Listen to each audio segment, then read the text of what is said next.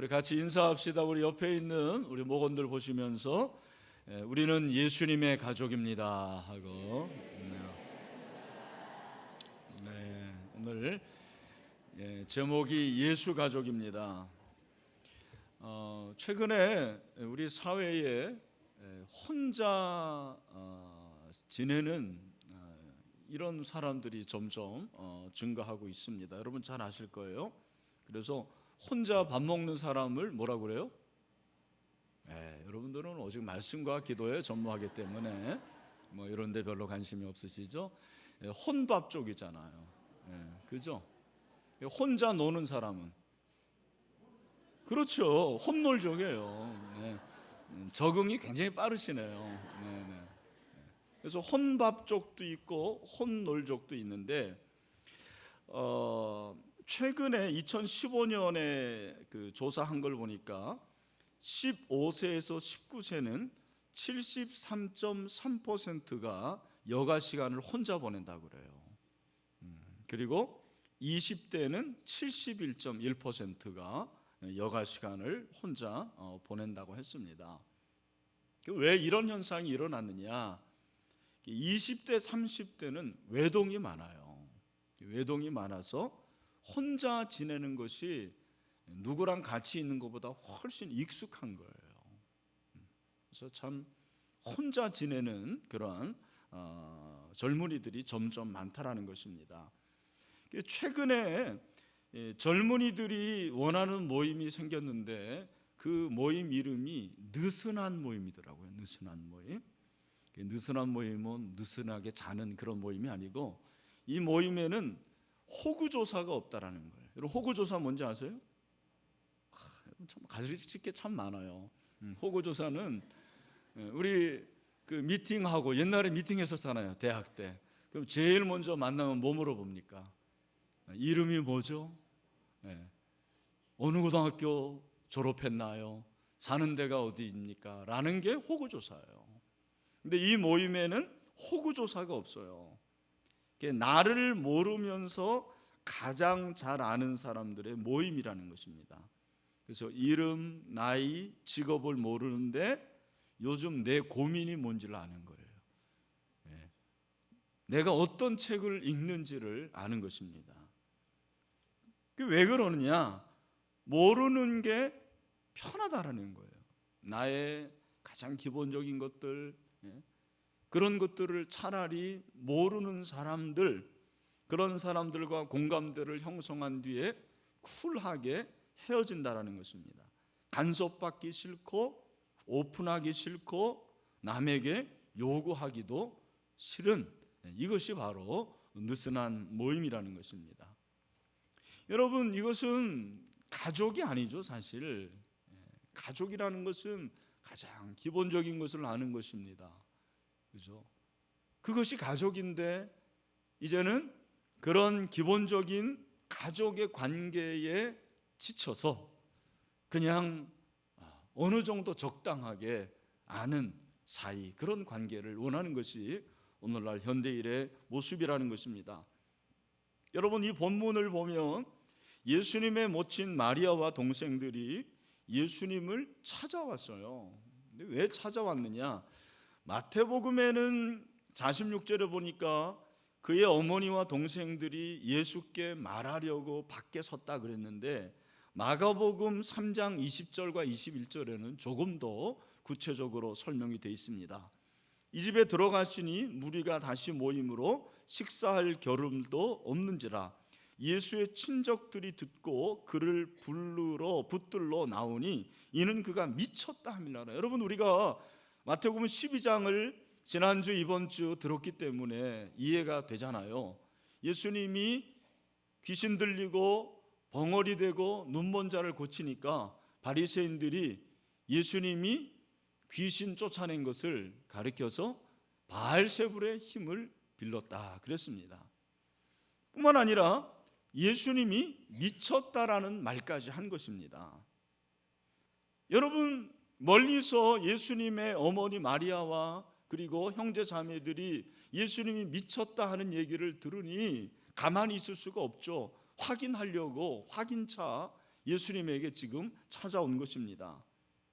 그런데 예수님께서 뭐라고 말씀하십니까? 오늘 본문에 보니까 48절에 만하던 사람에게 대답하여 이르시되 누가 내 어머니며 내 동생들이냐. 예수님의 어머니와 동생들이 찾아왔는데 예수님은 누가 내 어머니고 내 동생들이냐. 혹자는 예수님의 이러한 모습을 보면서 예수님은 참 가족도 모른다, 이렇게 해석하는 사람도 있더라고요. 여러분, 그건 잘못된 해석입니다. 올바른 해석이 아닙니다. 예수님은 가족의 체계를 부인했던 그런 분이 아니에요.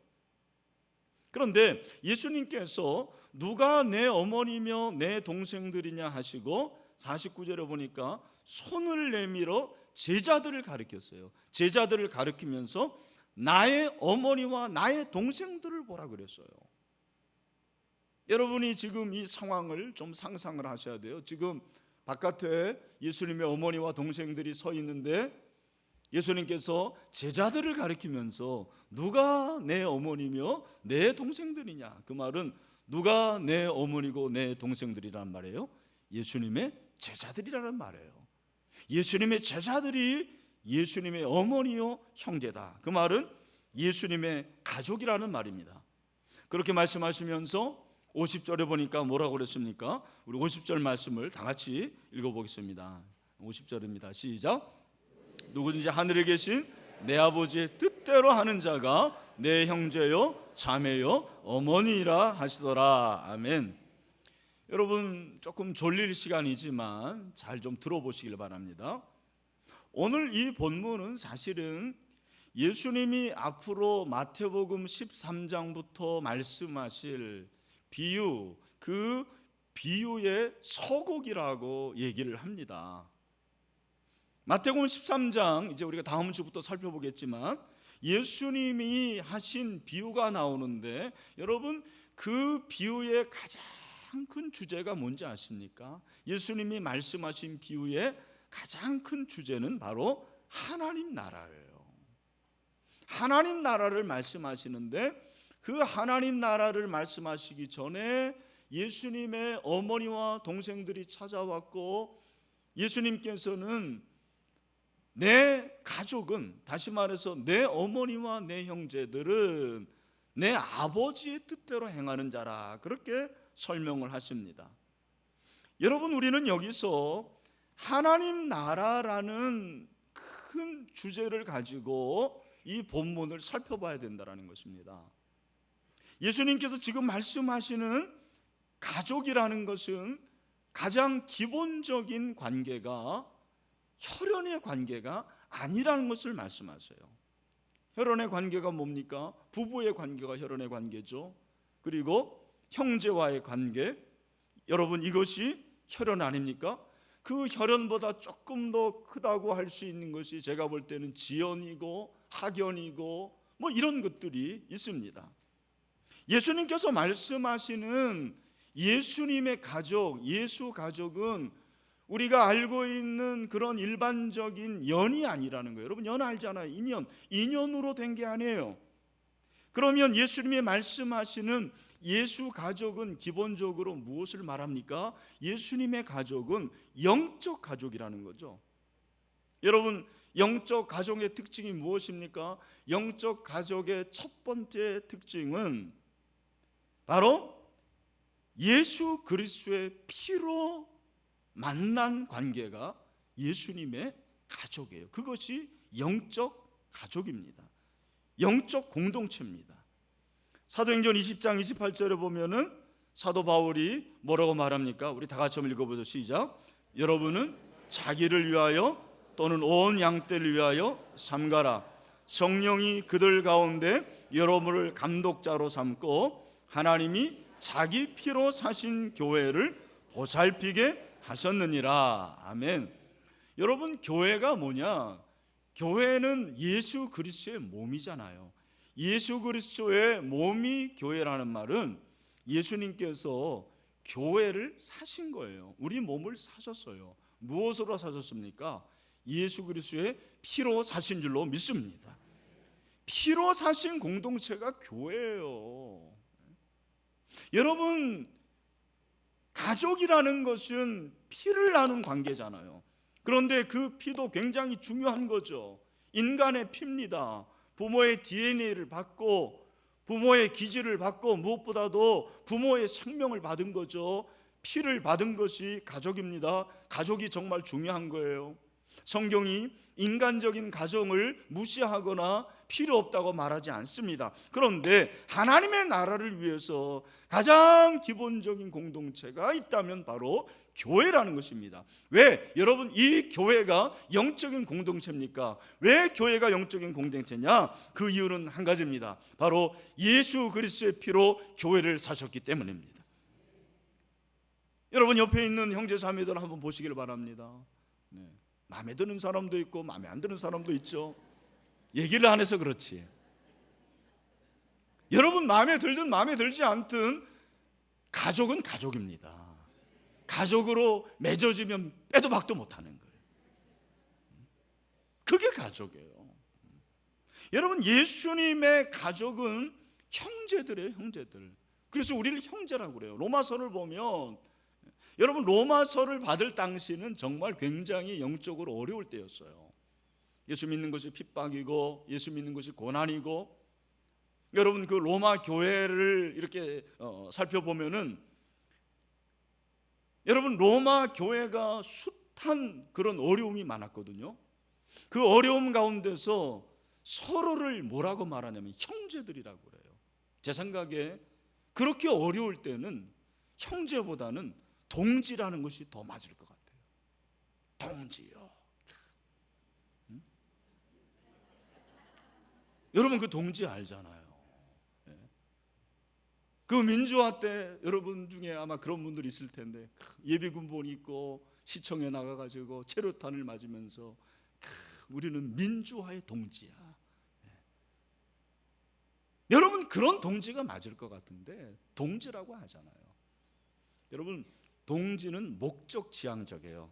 그러나 여러분, 우리는 동지보다 예수 그리스도의 피를 나눈 가족인 줄로 믿습니다. 이것은 관계예요. 관계 지향적이에요. 우리가 하나님 나라는 목적을 위한 것도 있지만 그 하나님 나라 목적을 위한 가장 기본적인 그 관계, 그것이 바로 하나님의 가족, 예수 가족이라는 것입니다. 예수의 피를 나눈 것입니다. 여러분, 예수의 피를 나눈 가족은요, 그 가족 공동체의 질서가 있어요. 그 질서가 바로 하나님의 뜻이에요. 하나님의 뜻. 오늘 본문에 보니까 누구든지 하늘에 계신 내 아버지의 뭐대로 해야 됩니까? 뜻대로 하는 자. 여러분, 예수 가족은 어떤 사람들입니까? 하나님의 뜻을 같이 행하는 자들이라는 것입니다. 여러분, 하나님의 뜻을 행한다라는 것은 가족의 질서예요. 우리 신일교회가 있다면, 우리 신일교회에 이 공동체의 질서가 있다면 그것은 하나님의 뜻이에요. 우리 신일교회를 움직이는 것은 어떤 한 개인의 뜻이 아닙니다. 이건희 목사의 뜻이 아니에요. 교회를 움직이는 힘 있는 어떤 몇 사람들의 뜻대로 교회가 움직여지는 게 아니에요. 여러분, 꼭 기억하십시오. 우리 신일교회는 하나님의 뜻대로 행해야 될 줄로 믿습니다. 그것이 교회의 질서입니다. 하나님의 뜻대로 행한다라는 이 단어는 물론 행하는 거예요. 그런데 이 행한다라는 이 단어는 어떤 의미냐면 하나님의 뜻에 헌신한다라는 말이에요. 한번 따라합시다. 헌신한다. 하나님의 뜻에 헌신한다. 여러분, 교회 안에 글쎄 여러분들이 좀 이해하고 들어주시기를 바랍니다. 아마 이것은 이 자리에 없는 분들이 더 그럴 수 있을 거예요. 그냥 제 생각에 이번에 설교 준비하면서 그런 생각이 퍼뜩 들었습니다. 교회 안에 예수 가족이 있는 반면에 예수 이웃이 있겠다, 그런 생각이 들었습니다. 여러분, 그 가족과 이웃은 비슷한 것 같지만 달라요. 가족과 이웃의 차이점이 뭐겠느냐? 그걸 알려면 아버지와 아저씨를 생각하면 돼요. 아버지하고 이웃집 아저씨나 똑같이 아재입니다. 여러분 아재 아시죠? 제가 저희 집에서 가끔 이렇게 개그를 해요. 그러면 저희 집 애들이 아주 질색을 합니다. 아빠, 밖에서 이런 거 하면 안 돼요. 그게 아재 개그라는 거예요. 여러분, 아빠가 하니까 그렇지 아저씨가 하면 어떻게 되겠습니까? 정말 꼴불견이 되는 것입니다. 여러분, 아저씨와 아버지는 비슷한 것 같지만 결정적으로 다릅니다. 뭐가 달라요? 헌신이 다른 거예요. 아버지는 가족을 위해서 헌신합니다. 아저씨는 도망갑니다. 네. 여러분, 교회 안에 예수님의 가족이 있는 반면에 예수님의 이웃이 있을 것 같아요. 지난 2014년 1월 5일에 스페인의 카탈루냐 자치주의 주도가 바르셀로나인데, 이 바르셀로나의 한 성당 앞에 시민 10만여 명이 모였습니다. 이들이 왜 모였느냐? 스페인에서 독립을 하겠다는 거예요. 여러분, 요즘에 독립을 하려는 그런 움직임들이 세계적으로 많습니다. 스코틀랜드로 독립하려고 하고, 여러분이 아시는 대로 이번에 그 블랙 뭐죠? 갑자기 생각이 안 나죠? 무슨 시트죠? 브레시트 맞아. 브리튼 엑시시죠. 그래서 그 브레시트 때문에 런던도 독립을 하려고 그러더라고요. 미국에는 텍사스가 독립을 하려고 그래요. 근데 스페인의 이 카탈루냐 자치주도 독립을 하려고 하는데, 여러분 이유가 뭔지 아십니까? 이 카탈루냐 자치주가 바르셀로나를 중심으로 17개 자치제 중에, 지자체 중에서 지역 총생산이 가장 높다는 거예요. 35,000달러. 그런데 여러분이 아시는 대로 최근에 스페인이 경제 불황으로 인해서 경제 위기에 빠지니까 스페인 정부가 이 부유한 카탈루냐 자치제의 세금을 걷어서 타 지역 주민들에게 나눠주려고 그러는 거예요. 그러니까 이 사람들이 기분 나쁘다라는 거죠. 왜 우리가 잘 사는데 우리 세금을 걷어가지고 가난한 사람들을 나눠주냐? 차라리 우리는 독립하겠다 그런 거예요. 제가 이 기사를 보면서 피는 물보다 진하다고 그러는데 피보다 진한 것이 돈이구나, 그런 생각을 했습니다. 여러분, 가족과 이웃의 차이가 뭐냐? 저는 이것이 성경에 잘 기록이 되어 있다고 생각해요. 로마서 12장 15절 말씀, 우리 잘 아는 말씀이네. 다 같이 읽겠습니다. 시작. 즐거워하는 자들과 함께 즐거워하고 우는 자들과 함께 울라. 아멘. 여러분, 가족이 잘 되면 너무 기뻐요. 여러분의 아들이 잘 돼서 막 배가 아픕니까? 아내가 남편이 잘 되니까 너무너무 싫어.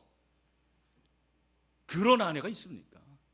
근데 여러분, 이웃은 달라요. 이웃은요, 친한 것 같은데 우리 집 아들이 잘 되면 배가 아파요. 그게 이웃과 가족의 차이예요. 물론 나쁜 이웃입니다.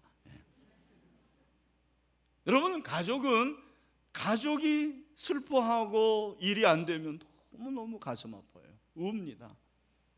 그러나 나쁜 이웃은 고소해합니다. 이게 차이예요. 여러분, 가족은요, 받고 싶은 것도 많고 주고 싶은 것도 많아요. 그래서 가족이에요. 그래서 가족은 언제까지나 미움과 사랑의 대상이 되는 것 같아요.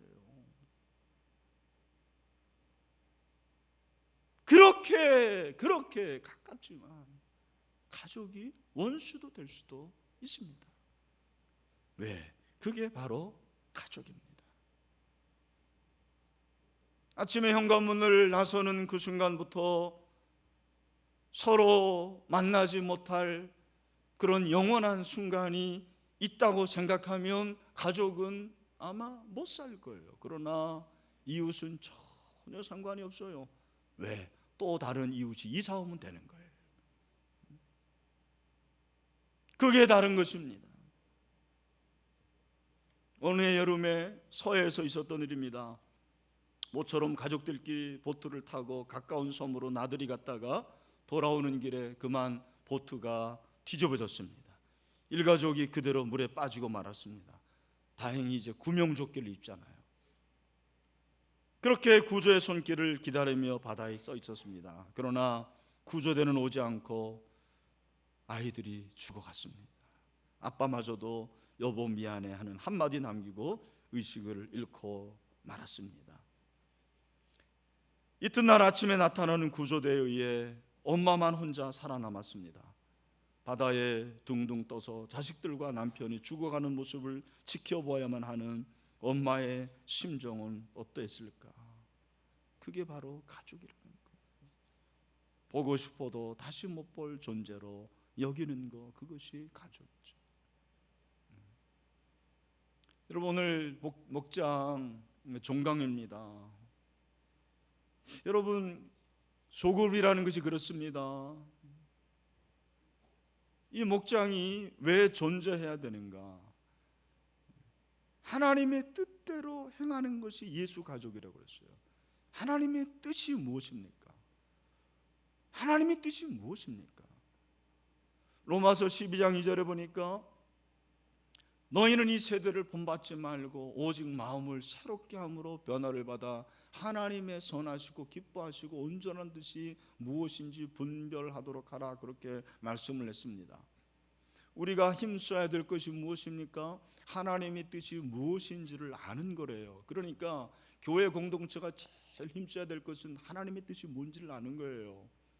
여러분, 목장도 마찬가지입니다. 하나님의 뜻이 무엇일까? 우리 목장을 향하신 하나님의 뜻이 무엇일까? 가정도 마찬가지입니다. 우리 가정을 향하신 하나님의 뜻이 무엇일까? 우리 자녀들을 하나님이 주셨는데 우리 자녀들을 하나님이 주신 그러한 뜻이 무엇인가를 계속해서 아는 거예요.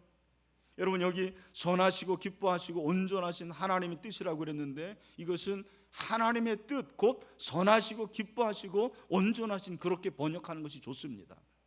다시 말해서 하나님의 뜻은 우리의 태도와 행위와 상관없이 선하시고 기뻐하시고 온전하다는 것입니다. 하나님의 뜻은 도덕적 개념이 아니에요. 하나님의 뜻이 선하다는 것이 도덕적 개념으로 빠진다면 그냥 하나님은 나에게 좋으면 선하신 분이고 나에게 나쁘면 악한 분이에요. 하나님의 뜻이 선하고 기뻐하시고 온전하다는 것은 그런 뜻이 아니에요. 하나님의 뜻이 선하시고 기뻐하시고 온전하는 것은 종말론적인 의미를 가리키는 것입니다. 여러분, 종말론적인 의미가 무엇입니까? 하나님의 뜻이 당장 우리에게 선하게 보이지 않을 수 있지만 그래도 궁극적으로 하나님의 뜻은 선하다는 것을 믿는 것입니다. 여러분, 하나님은 반드시 그렇게 하실 줄로 믿습니다. 우리가 알거니와 하나님을 사랑하는 자 곧 그대로 부르심을 입은 자들에게는 모든 것이 합력하여 선을 이루시는 줄로 믿습니다. 여러분, 우리 유경이 자매 오늘 이렇게 간증을 했지만 그 하나님의 선하시고 기뻐하시고 온전한 뜻이 얼마나 힘들었을까요? 그러나 하나님은 반드시 그 뜻을 이루고 말았습니다. 그렇게 하는 데는 하나님의 주권적인 역사가 있습니다. 또 한 가지는 하나님의 뜻을 함께하는 가족이 있기 때문입니다. 그것이 영적 가족이에요. 우리 전재분 권사님의 그 목장에서 권사님들, 집사님들 얼마나 기도했는지 제가 그걸 압니다. 그것이 하나님의 뜻을 구하는 거예요. 여러분, 목장을 하면서 회의적인 생각이 들 때가 있지 않습니까? 내가 왜 이걸 해야 되나? 우리 목자들, 목녀들 그렇잖아요. 이분들을 내가 언제 본 사람들이라고. 목원들도 부대끼고 감정적인 갈등이 있고 여러 가지 아픔이 있을 때 내가 왜 여기에 있어야 하느냐라는 의문을 가질 수가 있습니다. 그러나 여러분, 하나님의 선하시고 기뻐하시고 온전하신 뜻이 여러분의 목장에 있는 것을 믿으시길 바랍니다. 왜 그렇습니까? 서로 돌아보아 사랑과 선행을 격려하며 모이기를 패하는 어떤 사람들의 습관과 같이 하지 말고 오직 권하여 그날이 가까움을 볼수록 더욱 그리하자. 여러분, 모이기에 힘써야 되기 때문입니다. 하나님의 구원의 역사를 이루시는 그러한 공동체를 만들어가는 것이 저와 여러분을 향하신 하나님의 뜻이기 때문입니다. 여러분, 저는 마지막으로 하나님의 뜻을 행하는 것이 헌신이라는 것을 여러분이 잊지 말았으면 좋겠어요. 제가 예수 이웃이라고 말한 이유가 있습니다. 여러분, 이웃은 물론 이웃이 힘들 때 돕는 이웃도 있지만 여러분, 이웃은 철저히 자기 중심적입니다. 그렇지 않습니까? 그 이웃의 희노애락에 별로 관심이 없습니다. 내 편한 대로 내 유익대로 하면 되는 거예요. 그렇게 내 몸을 힘들게 담글 필요가 없는 것입니다. 여러분, 가족은 달라요. 오늘 저는 우리 신일교회의 가장 중심적인 분들이 여기 있다고 생각을 해요. 100개 목장의 목자들, 목녀들, 그리고 이 시간에 이렇게 참 이 자리에 있기 어려운 시간에도 불구하고 이 자리를 지키는 여러분, 저는 여러분이 예수님의 가족이라는 것을 믿습니다. 우리는 예수 가족입니다. 목장에 소속된 여러분이 신일교회를 향하신 하나님의 뜻을 행하기를 바랍니다. 하나님의 뜻에 헌신하십시오. 아니, 우리 희생합시다. 하나님의 뜻에 헌신하는 작은 공동체가 목장입니다. 여러분, 목장이 더 부흥하고 더 재생산되는 역사가 있게 되기를 간절히 소원합니다. 말씀을 맺습니다. 당신은 예수님의 가족입니까? 아니면 예수님의 이웃입니까? 우리는 예수님의 이웃이 아니에요. 우리는 예수님의 가족입니다. 왜냐하면 예수 그리스도의 피를 함께 나눴기 때문입니다. 그리고 하나님의 뜻을 함께 행하기 때문입니다. 그 뜻을 행하는 것은 그냥 행하는 것이 아닙니다. 우리의 눈물이 요구되는 거예요. 저와 여러분의 땀방울, 저와 여러분의 피, 헌신을 요구합니다. 희생을 요구합니다. 우리 목자들, 목녀들 지난 한 학기 동안 정말 수고하셨습니다. 여러분이 하나님의 뜻을 행한 그 아름다운 헌신이 영원히 기억될 줄로 믿습니다. 우리 목원들 함께 가족이 되어주셔서 감사합니다. 우리 옆에 있는 분과 같이 한번 인사했으면 좋겠어요. 가족이 되어주셔서 감사합니다. 네. 한 번 더 해야 되는데 사실은 어디 가지 마세요 하고 해야 되는데 네. 네. 어디 가지 마세요. 네. 가지 마시고 목장을 잘 지키시기를 주님의 이름으로 축원합니다. 네.